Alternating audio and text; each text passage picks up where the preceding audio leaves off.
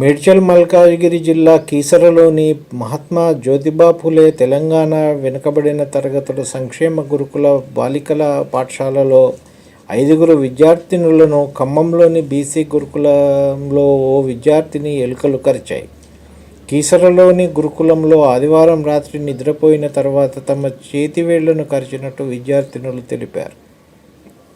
పాఠశాల సిబ్బంది సోమవారం ఉదయం విద్యార్థినులను కీసరలోని ప్రభుత్వ ఆసుపత్రికి చికిత్స నిమిత్తం తీసుకురావడంతో విషయం వెలుగులోకి వచ్చింది.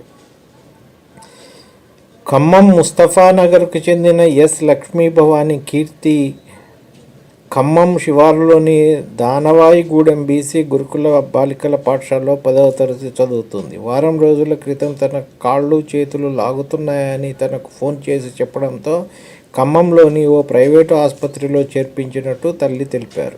తన కుమార్తెకు కుడికాలు కుడి చెయ్యి చచ్చుబడిపోయాయని, గురుకులంలో 2 ఏళ్లుగా 4 సార్లు ఎలుకలు కరవడమే ఇందుకు కారణమని ఆమె ఆరోపించారు. ఈ విషయాన్ని గురుకులం ఆర్సీఓను వివరణ కోరగా బాలికను ఫిబ్రవరిలో ఎలుకలు కరిస్తే రేబీస్ ఇంజెక్షన్ వేయించామని కోలుకుందని తెలిపారు.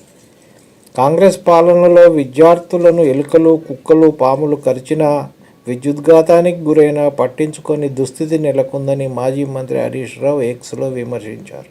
గురుకుల బాట డొల్లతనం 24 గంటలు గడవక ముందే బయటపడిందన్నారు.